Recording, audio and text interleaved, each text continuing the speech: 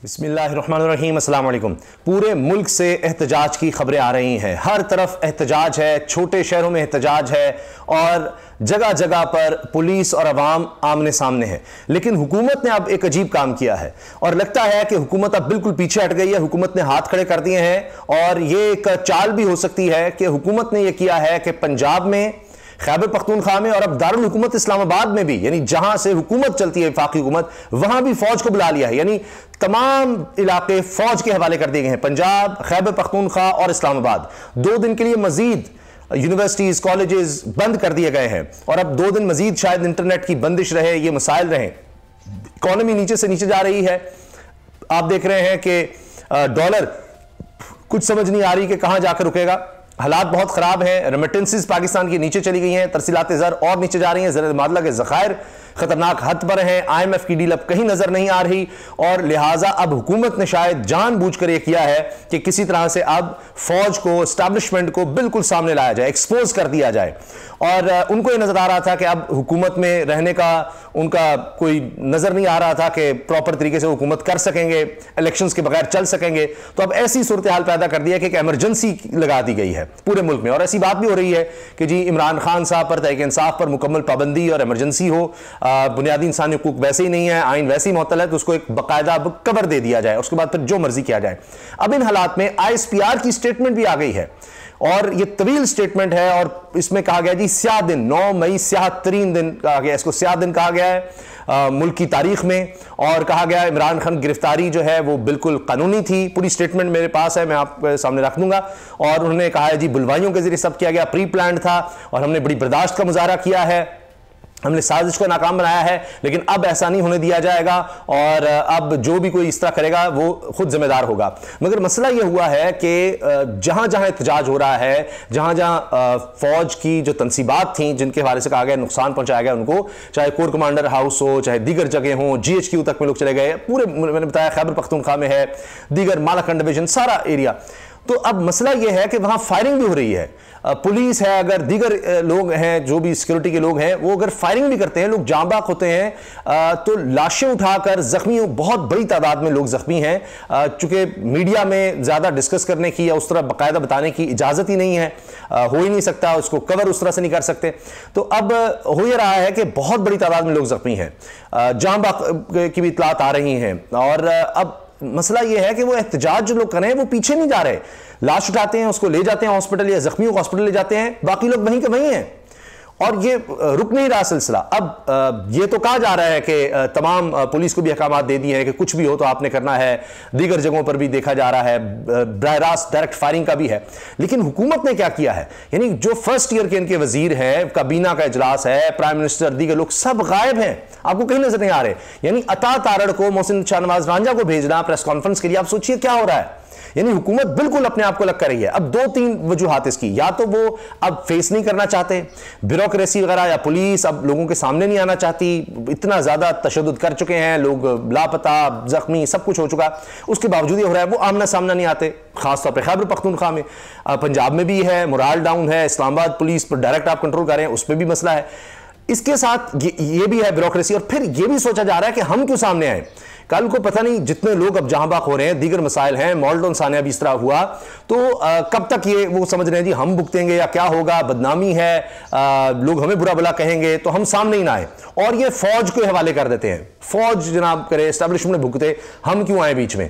तो ये यानी एक तरफ हुकूमत कह रही थी कि जी हम इलेक्शन ही करवा सकते, अब सिर्फ पंजाब में नहीं करवा सकते, अब पंजाब में भी, खैबर पख्तूनख्वा में भी और इस्लामाबाद हुकूमत में फौज, हर तरफ फौज, और एहतजाज की अब कहीं इजाजत नहीं है। या आपने देखा अभी जो एक अजीब व गरीब काम हुआ, जो इस्लामाबाद हाई कोर्ट का, उनके chief justice Islamabad high court ने कहा जी फैसला आ गया लेकिन ये हटवा दिया मैंने, क्योंकि ये 2 जजेस ने सही नहीं किया, क्योंकि 2 ने फैसला दे दिया तो ये इनका तो माना नहीं जा सकता, 2-1 से फैसला आ गया, उनका मैं नया बेंच बना रहा हूं। तो लग रहा है कि सिस्टम किस तरह से चलाया जा रहा है, किस तरह रन हो रहा है, वो सब सामने आ गया। तो लोगों का तो एतबार इदारों से उठ जाएगा कि अदालत जाने को फायदा नहीं है, या हम कुछ भी करेंगे या हमारे खिलाफ कुछ होता है तो जाने का फायदा नहीं, तो वो तो फिर सड़कों पर ही आएंगे।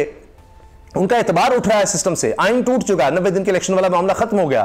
तो अब आप देखिए कि जो अपेरेटस है हुकूमत का, यानी जो आप देखिए ब्यूरोक्रेसी के तहत, एग्जीक्यूटिव के तहत हुकूमत चलाई जाती है, हुकूमत इसी तरह होती है ना, रिप्रेजेंटेटिव आते हैं, खैर वो पंजाब में खैबर पख्तूनख्वा में तो है नहीं, निगरान सेटअप है, लेकिन आइन में ये है, जमहूरियत में होता है कि लोग चुनते हैं, उन लोगों को लाया जाता है। तो वो था तब सिस्टम नहीं 2 सूबों में था, वहां पर ज्यादा हालात खराब है। आप देखिए पंजाब और खैबर पख्तूनख्वा में, जहां सिस्टम ही नहीं है, जहां लोकल रिप्रेजेंटेशन ही नहीं है, हुकूमत ही नहीं है, वहां पर पहले लोगों की नुमाइंदा, और अब विफाकी हुकूमत को टेक ओवर करना पड़ रहा था वहां पर, वहीं से डायरेक्ट वो हुकूमतें चलाई जा रही थी।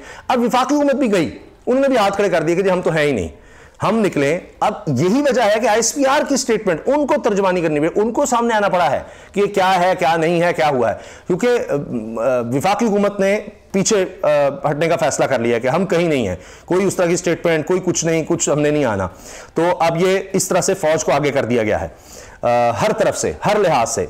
मीडिया के हवाले से आप देख लें, या आईएसपीआर को सामने आना पड़ रहा है, प्रेस कॉन्फ्रेंसेस के हवाले से देख लें, कुछ भी देख लें आप, तो वो सब भी चट रहे हैं। तो 2 वजूहत नजर आती हैं, एक तो एक जी हमारा फायदा है, फौज आगे आ जाए, हमें मिल जाएगा, तहरीक इंसाफ के लोग और अवाम और फौज आमने सामने हो, हम साइड पे हो जाते हैं, तो ये इमरान खान तहरीक इंसाफ भुगतेगी या फौज सामने आ जाएगी, तो जनाब ये हो जाएगा, और जो हमारा था कि जी फितना फलां फलां फलां, वो सेल हो जाएगा। दूसरा ये कि लोग हमारे काम नहीं कर रहे, नीचे एग्जीक्यूटिव वाले हाथ खड़े कर रहे हैं, तंग आ रहे हैं कि हम अपने लोगों पर कितना जुल्म करें, कितनी ज्यादती करें।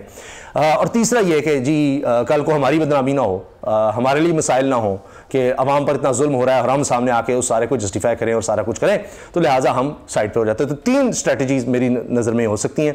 अच्छा, अब आईएसपीआर की प्रेस रिलीज सुनिएगा, मैं जल्दी से पढ़ देता हूं। रावलपिंडी 10 मई 2023, 9 मई का दिन एक स्याह बाब की तरह याद रखा जाएगा। चेयरमैन पीटीआई को नैब के एलामिये के मुताबिक कल इस्लामाबाद हाई कोर्ट से कानून के मुताबिक हिरासत में लिया गया। इस गिरफ्तारी के फौरन बाद एक मुनज़्ज़म तरीके से आर्मी के इमलाक और तनसीबात पर हमले कराए गए और फौज मुखालिफ नारेबाजी करवाई गई। एक तरफ तो ये शरपसंद अनासिर अवामी जज्बात को अपने महदूद और खुद गर्ज मकासद की तकमील के लिए भरपूर तौर पर उभारते हैं, और दूसरी तरफ लोगों की आंखों में धूल डालते हुए मुल्क के लिए फौज की अहमियत को भी उजागर करते नहीं थकते, जो कि दोगलेपन की मिसाल है। जो काम मुल्क के अबदी दुश्मन 75 साल न कर सके, वो इक़्तिदार की हवस में मुबतला एक सियासी लिबादा उड़े हुए इस गिरोह ने कर दिखाया है। फौज ने इंतहाई तहम्मुल और बुर्दबारी और रिस्ट्रेंट का मुजाहरा किया और अपनी साख की भी परवाह न करते हुए मुल्क के वसी तर मफाद में इंतहाई सब्र और बर्दाश्त से काम लिया। मजमूम मनसूबाबंदी के तहत पैदा की गई इस सूरत हाल से यह घिनौनी कोशिश की गई कि आर्मी अपना फौरी रद्दमल दे जिसको अपने मजमूम सियासी मकासद के लिए इस्तेमाल किया जा सके। आर्मी के मैच्योर रिस्पॉन्स ने इस साजिश को नाकाम बना दिया। हमें अच्छी तरह इल्म है कि इसके पीछे पार्टी की कुछ शरपसंद लीडरशिप के अहकामात, हिदायत और मुकम्मल पेशगी मनसूबाबंदी थी और है। जो सूरतकार मनसूबा साज और सियासी बुलवाई इन कार्रवाइयों में मुलव्वस हैं, इनकी शनाख्त कर ली गई है और इनके खिलाफ कानून के मुताबिक सख्त कार्रवाई की जाएगी और ये तमाम शरपसंद अनासिर अब नताइज के खुद जिम्मेदार होंगे। ये बड़ी वार्निंग है कि अब यानी इसका मतलब है कि सबको उठाया जाएगा, या यानी जितनी भी लीडरशिप है लगता है कि अब उन सब के खिलाफ कार्रवाई है। फौज बशमूल तमाम कानून नाफिज करने वाले इदारे, फौजी और रियासती तनसीबात और इमलाक पर किसी भी मजीद हमले की सूरत में शदीद रद्दअमल दिया जाएगा, जिसकी मुकम्मल जिम्मेदारी इसी टोले पर होगी जो पाकिस्तान को खाला जंगी में धकेलना चाहता है और बरमला मुतअद्दिद बार इसका इजहार भी कर चुका है। किसी को भी अवाम को उकसाने और कानून को हाथ में लेने की इजाजत नहीं दी जा सकती। ये आईएसपीआर की स्टेटमेंट है। अब आ जाइए इमरान खान पर। इमरान खान साहब ने जो फर्द जुर्म आयद की गई है उन पर, उस पर दस्तखत करने से इनकार कर दिया, कहते मैं नहीं करता दस्तखत, और उन्होंने chief justice Islamabad high court का बायकॉट भी कर दिया। कहते मुझे सारी उम्र जेल में रहना पड़े, कुछ भी हो जाए, मेरी जान चली जाए, मैं इस जज के सामने पेश हूं, इस्लामाबाद हाई कोर्ट के चीफ जस्टिस के सामने, जिसने मुझे यानी जिस तरह से वहां से ये गैर कानूनी तौर पर मुझे उठाया गया है, जो किया गया है, और इन्होंने कुछ नहीं किया, तो अब जाहिर है को फैसला ट्रियान वाला भी है, उससे भी ज्यादा कंट्रोवर्सी बन गई। ये इमरान खान से कह दी इसके सामने मैं नहीं आऊंगा, मेरा कोई केस इसके सामने ना लगाया जाए। फिर उन्होंने बताया है कि मुझ पर तशद्दुद किया गया है, मुझे सोने नहीं दिया गया, गंदी जगह पर मुझे रखा गया, नैब का फिर भी मेरे साथ सलूक बेहतर था, लेकिन पुलिस वालों ने मुझे बहुत ज़्यादा बदतमीज़ी की है। और फिर इमरान खान साहब ने कहा है जी चाहे मार्शल लगे, चाहे आसिम लॉ लगे, कुछ भी लगे, आपने एहतजाज जारी रखना है, डटे रहना है, पीछे नहीं हटना। और अब ये चीज़ें भी आ रही हैं कि इमरान खान के कुछ उनके वकील, इमरान खान के आगे बकौल उनके सर पर जख्म है, वो तकलीफ में है, लेकिन फिर भी उनके असाब इतने मजबूत हैं कि वो डटे हुए हैं, ना वो झुक रहे हैं, उन्होंने ना दस्तखत किए हैं, और इस तरह की कोई भी बात वो नहीं मान रहे जो उनको मनवाने की कोशिश हो रही है, और वो झुक नहीं रहे। तो अब ये चीज़ है, इमरान खान की तरफ से अभी डिफाइंस है, 8 दिन का उनका रिमांड नैब को दे दिया गया है, और अब देखते हैं कि आगे किस तरह से चीज़ें चलती हैं। मगर हालात इस वक्त बहुत मुश्किल है कि कंट्रोल किए जा सकें। वक्ती तौर पर हो सकता है कि बिल्कुल जिस तरह मैंने कहा इमरजेंसी का या पाबंदी लगाकर तहरीक इंसाफ पर कुछ किया जाए, लेकिन जो अब मसाइल आ गए हैं दिलों में, जो जज्बात आ गए हैं, ये इस तरह से ख़त्म नहीं हो सकेंगे।